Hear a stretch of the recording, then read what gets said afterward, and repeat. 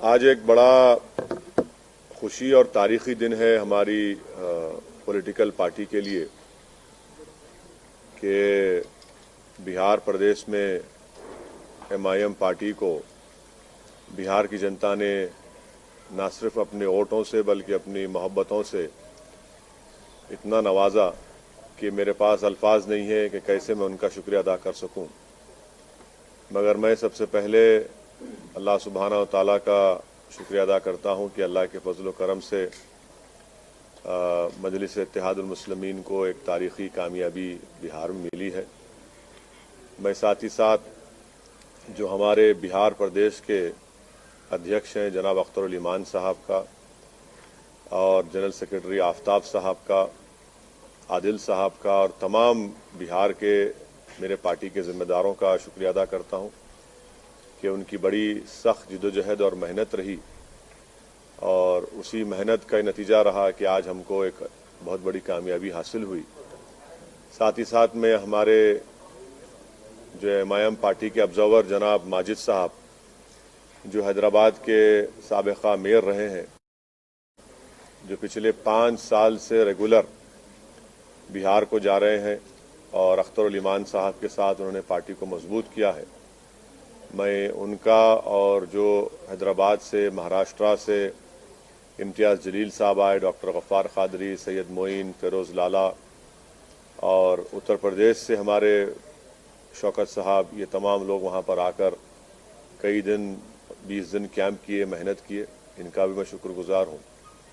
मैं इस मौके पर जनाब कुशवाहा साहब का, बहन मायावती का, देवेंद्र यादव साहब का, राजभर साहब का भी शुक्रिया अदा करता हूं कि हम लोग उनके साथ ग्रैंड डेमोक्रेटिक सेकुलर फ्रंट बनाए, हमने साथ इलेक्शन लड़ा। और मैं सीमांचल की जनता का दिल की गहराइयों से उनका शुक्रिया अदा करता हूं कि उन्होंने मजलिस के उम्मीदवारों को कामयाब किया और मैं उनको तयक़ुन देना चाहता हूं कि हमने हमेशा इस बात को कहा है कि जब हमने बिहार में अपनी सियासी सफ़र का आगाज़ किया तो हम इस बात का वादा किए थे और आज भी हम ये कह रहे हैं कि हम सीमांचल से इंसाफ कराएंगे। सीमांचल की सरजमीन पर बसने वालों से पिछले 60 साल से इंसाफ नहीं हुआ। वो न सिर्फ बिहार बल्कि पूरे भारत का सबसे पिछड़ा इलाका है। इसीलिए सीमांचल से इंसाफ की लड़ाई ये जारी रहेगी और जो हमको सीमांचल की जनता ने हमारे उम्मीदवारों को वहां पर विधायक बनाया है, इंशाअल्लाह ताला हम उनके भरोसे पर पूरा उतरने की कोशिश करेंगे। जो वहां के मसाइल हैं, जो वहां का बैकवर्डनेस है, जो वहां पर बाढ़ आने के बाद जो जमीन कटती है, वहां पर स्कूल, डिग्री कॉलेजेस नहीं है, अस्पताल नहीं है, ये सब चीजें हैं जिस पर हमको हमारे पूरे विधायक मिलकर इस पर पूरी कोशिश करेंगे और जो भरोसा और एतमाद हम पर किया गया है, हम इंशाअल्लाह ताला उसकी पूरी मेहनत करेंगे और जो हमने आवाम से वादे किए थे उसको पूरा करने की हम पूरी कोशिश करेंगे। मैं फिर से बिहार प्रदेश की जनता का शुक्रिया अदा करता हूं। आपने हमको अपनी मोहब्बतों से, अपने आशीर्वाद से, अपने वोटों से नवाजा है। हम 21 कैंडिडेट खड़ा किए थे और उसमें से 5 कामयाब हुए हैं। जहां पर हमको कामयाबी नहीं मिली, हम वादा कर रहे हैं कि हम फिर से वहां पर जाएंगे। क्यों हमको नाकामी हुई, उसकी क्या वजूहात हैं, उसको हम अपनी कमजोरियों को दूर करेंगे और बिहार में हम एक इससे ज्यादा हम एक बड़ी पॉलिटिकल फोर्स बनने की पूरी कोशिश करेंगे। मैं साथ ही साथ बिहार की जनता का भी शुक्रिया अदा करता हूं कि उन्होंने इस कोरोना के वायरस के दौरान भी निकलकर अपने वोट का इस्तेमाल किया। ये बड़ा ही उनका बेबाकी का काम था और बड़ा ही बहादुरी से उन्होंने निकलकर भारत की जमहूरियत को, बिहार के जमहूरियत को इलेक्शन में हिस्सा लिया। मैं उनका भी शुक्रिया अदा करता हूँ। सर, ये जिससे आपने बिहार में आमद की थी, उस सीट को, किशनगंज की सीट को आप हार गए, क्या करोगे? मैंने जैसा कहा अभी कि यकीनन कोई ना कोई कमज़ोरी होगी, खामी होगी, जिसकी वजह से हमने वहाँ की आवाम का एतमाद हासिल नहीं कर सके। इस पर हम बैठकर बात करेंगे जनाब कमरुल्लाह साहब से और उन कमज़ोरियों को दूर करेंगे और इंशाअल्लाह ताला हम दोबारा उस सीट को उस पर कामयाबी हासिल करेंगे। सर, आप तकरीबन 15 दिन वहाँ पे कैंपेनिंग किए और 50 से भी ज़्यादा सभाएं किए, तो कैंपेनिंग के दौरान आपने क्या देखा और ये जो नतीजे आए हैं उसको कैसा आंकते हैं सर? मैं वहाँ पर 65 सभाएं मैंने की जनाब कुशवाहा साहब के पार्टी के कैंडिडेट्स के लिए, बहुजन समाज पार्टी के कैंडिडेट्स के लिए, और फिर उसके बाद हम अपने पार्टी के कैंडिडेट्स के लिए कैंपेनिंग में हिस्सा लिए। तो हमारा तो मकसद ये था कि हम कुशवाहा साहब को अपना चीफ मिनिस्टर कैंडिडेट बनाकर पेश किए थे। हम तो इस डेमोक्रेटिक सेकुलर फ्रंट के लिए हम मेहनत कर रहे थे। अब तक जो नतीजे आए वो हमारी क्या बोलना चाहिए, हमारी ख्वाहिश के बरक्स हैं, उसका अपोजिट है। अब जो नतीजा है, जो भी है, अब तक जितना आया, अभी काउंटिंग चल रही है, ये तो बिहार की जनता का फैसला है और जमहूरियत में अवाम का फैसला जो होता है वो नतीजा वही निकलता है। तो अब मैं कौन होता हूँ जब इतने बड़े बड़े सेफोलॉजिस्ट उनके प्रेडिक्शंस गलत निकले। तो असदुद्दीन ओवैसी तो ट्विंकल ट्विंकल लिटिल स्टार है। तो हम तो अपना जो काम करना था हम किए। अब देखिए फाइनल नतीजा जब आता है जब ही कुछ बताया जा सकता है। फाइनल नतीजा अगर जरूरत पड़ी तो क्या आरजेडी के साथ जाएंगे सर? देखिए प्रसाद साहब, हमारी लड़ाई जो है सीमांचल के इंसाफ की लड़ाई रही है और मैंने अभी शुरुआत में ये कहा कि सीमांचल न सिर्फ बिहार बल्कि भारत का सबसे बैकवर्ड एरिया है और जितनी पार्टीज को उनको सत्ता मिली, इख्तदार मिला, उन्होंने सीमांचल से इंसाफ नहीं किया। मिसाल के तौर पर जितने एजुकेशन इंस्टीट्यूट्स हैं वो या तो पटना, नालंदा या फिर दरभंगा के अतराफ में बनाए गए। एम्स लाया गया तो सीमांचल को उससे महरूम कर दिया गया। एक गवर्नमेंट का अस्पताल सीमांचल में नहीं है। हर साल बाढ़ की वजह से हजारों एकड़ जमीन कट जाती है, फसल बर्बाद हो जाती है और फसल का उनको मुआवजा जो 3 डिसमिल जमीन मिलना या उसका मुआवजा मिलना वो नहीं मिलता। सबसे ज्यादा पलायन वहां के नौजवान दिल्ली, हरियाणा, पंजाब जाकर वहां के खेतों में काम करते हैं।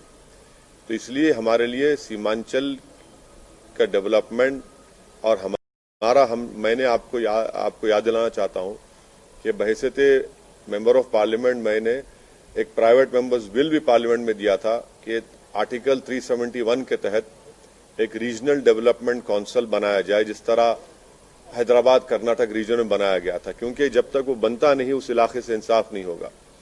तो सीमांचल के इंसाफ की लड़ाई हमारे लिए बहुत अजीज है, बहुत करीब है और हम उस लड़ाई को जारी रखेंगे।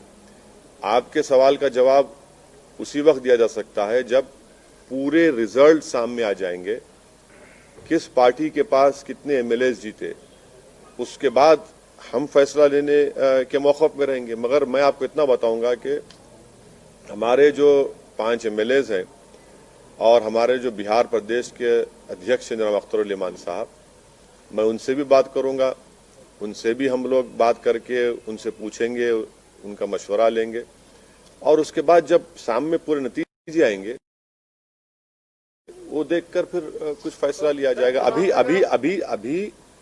अभी इस पर मैं कैसे बताऊंगा? अब देखिए इफ्स एंड बट्स में मत बात करिए, जब पूरा नतीजा सामने आ जाएगा। अभी भी काउंटिंग चल रही है, अभी 60-70 लाख वोट अभी काउंटिंग होना बाकी है।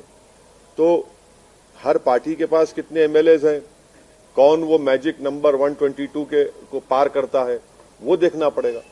इकरार भी नहीं है, इनकार भी नहीं है कि सीमांचल के डेवलपमेंट को लेकर अगर कोई धड़ा कॉमन मिनिमम प्रोग्राम के साथ सीमांचल के डेवलपमेंट को लेकर आपके सामने आता है तो क्या आप उसका समर्थन करेंगे? पहले तो रिजल्ट तो आने दीजिए ना। देखिए पहले तो रिजल्ट, पूरा फाइनल रिजल्ट आने दीजिए। साफ है सर, लेकिन नहीं, क्या साफ है बताइए? मेरे तो साफ नहीं दिख रहा। अभी तक तो कोई साफ ही नहीं है। अभी तक तो कोई ये कभी इधर कभी उधर, यकीनन क्लिफ हैंगर होगा, बट नतीजा तो आने दीजिए, फिर बात करते हैं।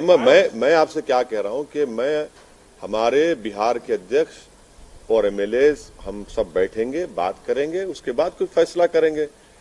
कितना हमको नहीं बोला गया, क्या क्या नहीं बोला गया, कि अगर पूरे 5 साल में अगर किसी पॉलिटिशियन को अगर गाली दी गई है तो अगर आप टॉप 3 निकालेंगे तो टॉप 3 में हमारा नंबर आएगा।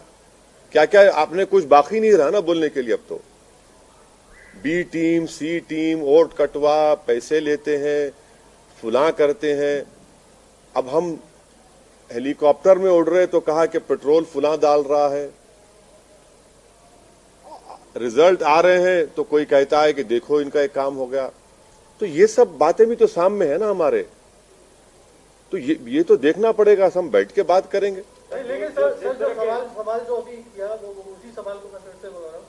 सीमांचल का विकास सबसे इम्पोर्टेंट है और उसके लिए सरकार बनाने में कोई भूमिका आप अपनी पाते हैं या सरकार को कुछ इस तरह का सपोर्ट करना, जैसे तेलंगाना में एक व्यवस्था है कि बाहर से सपोर्ट कर देना या उसको समर्थन घोषित कर देना।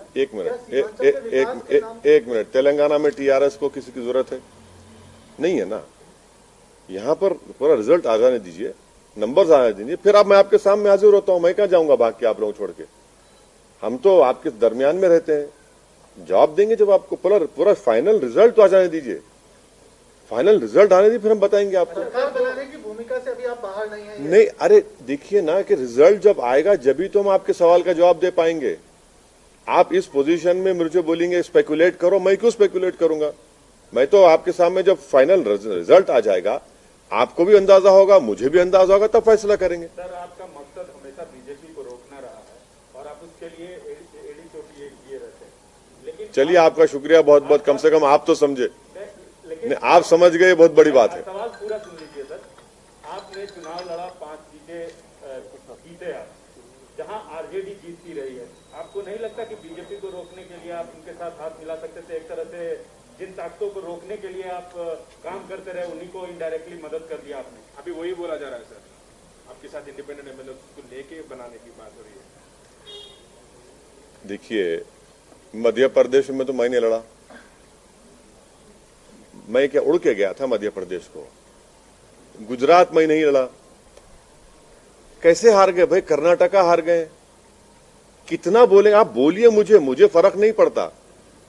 नहीं, मैंने भाई सुनिए, देखिए, आप अगर कोई ये समझ रहा है कि भारत में सीमांचल का वोटर किसी का गुलाम है या नौकर है, तो हम उसके जहन के जालों को साफ कर दिया। अभी वोटर सुप्रीम है, वोटर किसी का होस्टेज नहीं है। जो किसी को पसंद करेगा उसको वोट देगा। अगर कोई ये कहता है कि तुम क्यों लड़े, अरे मैं लड़ूंगा भाई, बंगाल लड़ूंगा, यूपी लड़ूंगा, भारत का हर इलेक्शन लड़ूंगा। मुझे क्या पूछना पड़ेगा किसी से मैं लड़ूं या ना लड़ूं? मैं इसलिए लड़ूंगा क्योंकि मुझे डेमोक्रेसी में भरोसा है। मैं इसलिए लड़ता हूं ताकि वो जो वॉइसलेस लोग हैं, जिनको डरा कर कुचल कर उनका काम नहीं किया जाता, उनकी आवाज बन के उनकी लीडरशिप को पैदा किया जाए। तो ये तो खुश होना चाहिए ना कि भाई हम भारत की जमहूरियत में, डेमोक्रेसी में कॉन्फिडेंस को बढ़ा रहे हैं। क्यों लड़े, कैसे लड़ना, क्या भाई मैं किसी के मातहत काम नहीं करता। मेरी पार्टी है, मुझे इख्तियार है अपनी पार्टी को फैलाने का। 5 साल पहले हम 6 सीट पे लड़े थे, एक पे भी कामयाबी नहीं मिली। तब किसका नुकसान हुआ, किसका फायदा हुआ? झारखंड में लड़ा, 1 सीट नहीं जीत पाया, किसका नुकसान, किसका फायदा हुआ?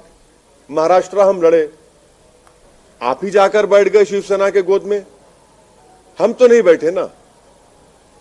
तो ये जो अपने आप को ये समझते हैं कि बस हम ही जिंदा रखें सेकुलरिज्म को, हम उनसे कहना चाह रहे हैं कि भाई साहब बस करिए, आप नहीं जिंदा रखें सेकुलरिज्म को। आप खाली टीवी स्टूडियो में बैठकर ज्ञान देते हैं, जमीन पर आप नहीं जाते। आप इनका सिर्फ एक आर्टिकल लिख दो अखबार में, टीवी पर जाकर ज्ञान दे दो और ओवैसी को गाली दे दो। 2 गाली आप, मुझे कोई फर्क नहीं पड़ता उससे। तो आप कांग्रेस के बारे में नहीं, मैं सबके बारे में कह रहा हूं। मैं उन तमाम लोगों के बारे में कह रहा हूं जो ये समझते हैं कि एमआईएम पार्टी को इलेक्शन नहीं लड़ना चाहिए। मैं उन सबको जवाब दे रहा हूं। सर, बहुजन समाज पार्टी और उपेंद्र कुशवाहा के साथ मिलकर आप चुनाव लड़े। दलित वोट और कुशवाहा वोट या पिछड़ा वर्ग का वोट, इसने आपकी जीत में कितना अहम रोल अदा किया? मैंने सुनिए पहले नंबर 1 के सवाल, आपके सवाल, मैं तो शुक्रिया अदा किया ना। मैं तो जनाब कुशवाहा साहब का, बहन मायावती का, जनाब राजभर साहब का, देवेंद्र यादव साहब का शुक्रिया अदा किया। बिहार की जनता के साथ मैं तो शुक्रिया अदा किया उनको। हम तो सब साथ मिलकर लड़े, यकीनन उनको भी क्रेडिट जाता है। लेकिन आपका वोट उधर ट्रांसफर नहीं हुआ, बहुजन समाज पार्टी सिर्फ एक ही सीट पर रही और उपेंद्र कुशवाहा। देखिए इलेक्शन है, हम तो अपनी तरफ से पूरी मेहनत किए, जुस्तजू किए, बल्कि बहुजन समाज पार्टी के कई ऐसे कैंडिडेट्स थे जो हमको कह रहे थे कि सर आप और मुखामत पर आइए।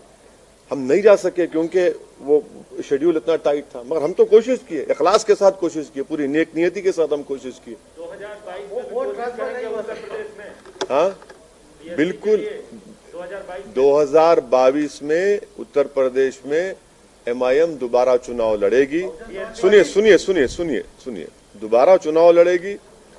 पहले जो कमजोरियां थी हमने थोड़ा उसको दूर किया है, बड़ी ताकत के साथ लड़ेगी। किसके साथ जाएंगे नहीं जाएंगे वो वक्त ही बताएगा, मगर हम तो लड़ेंगे। बंगाल सर, बंगाल। हाँ, बंगाल भी क्यों? अरे भाई, हर जगह लड़ना चाहिए। एक पॉलिटिकल पार्टी, हम के एनजीओ है कि सेमिनार करा के पेपर प्रेजेंट कर दें? पॉलिटिकल पार्टी है, लड़ेंगे, क्यों नहीं लड़ेंगे? लड़ना चाहिए भाई। भारत की जमहूरियत को मजबूत करना है और भारत की जमहूरियत में जो सेक्शन की आवाज नहीं है उस आवाज को पहुंचाना जरूरी है, तो उसमें क्या बुरी बात है? लड़ना चाहिए।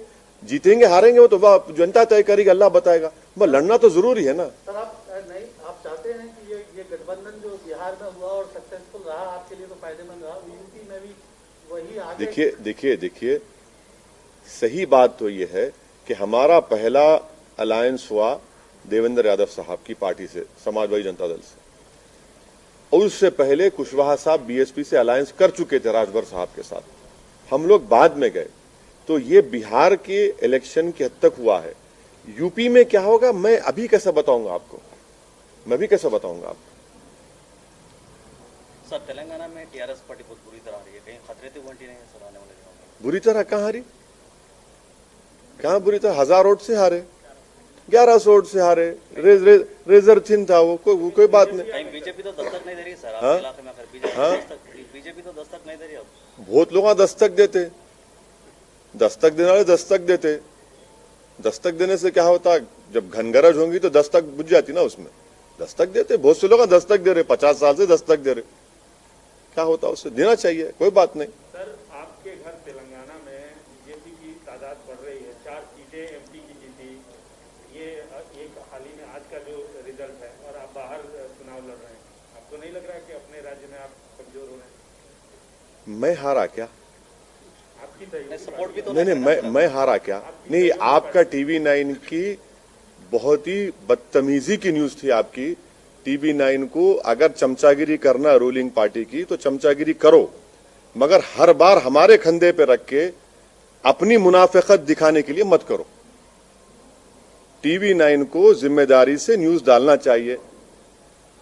किसी का गुस्सा आप मेरे पे क्यों निकाल रहे भाई? हारे आप, जीते आप, नहीं आप क्या करें? अरे मेरे से क्या ताल्लुक भाई? नहीं, ओवैसी बिहार में चले गए, आपको क्या मालूम मैं क्या कहने करा? तो ये जो है ना, ये बस तलवे चाटने की जो पॉलिसी है वो मत करो प्लीज। सवाल करो, बोल तो मैं, मेरा ताल्लुक भी नहीं उससे, मेरे को मालूम तक भी नहीं। आप न्यूज चला दिए, क्या बोलते नहीं गवर्नमेंट के पास, केसीआर के पास हमारा नंबर बढ़ जाना। ऐसा नंबर बढ़ाना है तो करो, हमारा ही खंदा मिला ना आपको, मजबूत खंदा है। कमजोर खंदे पे तो खड़े हो तो गिर जाते आप, no problem. Sir, Adhir Ranjan Chaudhary कहता है कि आपको यूज करके बीजेपी हम आ रहे बंगाल को, आ रहे अब बराबर आएंगे बंगाल को। मुर्शिदाबाद भी जाएंगे, मालदा भी जाएंगे, दिनाजपुर जाएंगे, सब जगह जाएंगे। अधीर रंजन चौधरी क्या ठेका लेके बैठे हुए मुसलमानों का? अधीर रंजन चौधरी को बताना चाहिए कि अपनी कॉन्स्टिट्यूंसी में मुसलमान इतने बुरे हाल में क्यों है। अधीर रंजन चौधरी को बताना चाहिए कि उन्होंने मुसलमानों के लिए क्या किया। अधीर रंजन चौधरी, तुम जान लो इस बात को कि वोट हमारा, राष्ट्र तुम्हारा नहीं चलने वाला है। अभी आप हार रहे। कल तक जब पूरे एग्जिट पोल्स आ रहे थे तो मिठाइयां खा रहे थे, आप फूल बांट रहे थे, आसमान पे उड़ रहे थे, पटाखे फोड़ रहे थे, वो आ गए। अरे 70 सीट दी है ना, क्या किया आपने वो तो बता दो।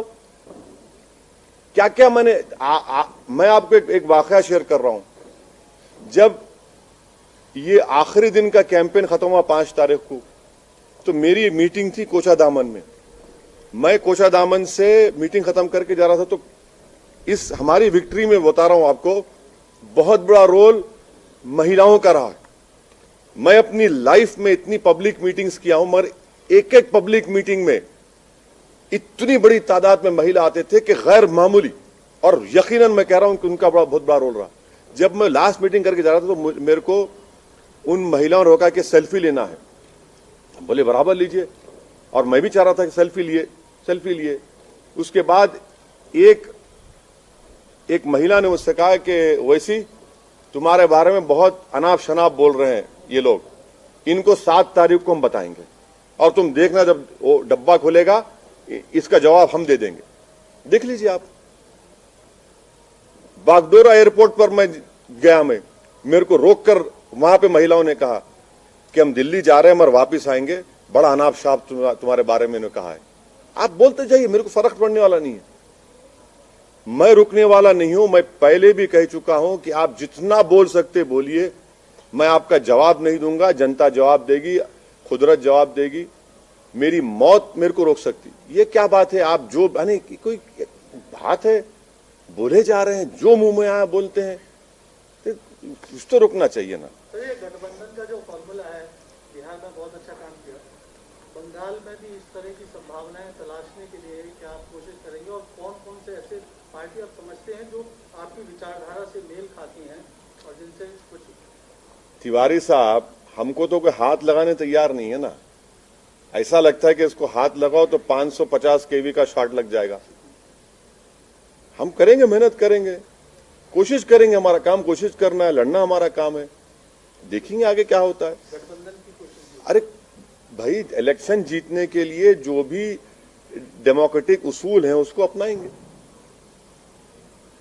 ओके सर, शुक्रिया, थैंक यू वेरी मच।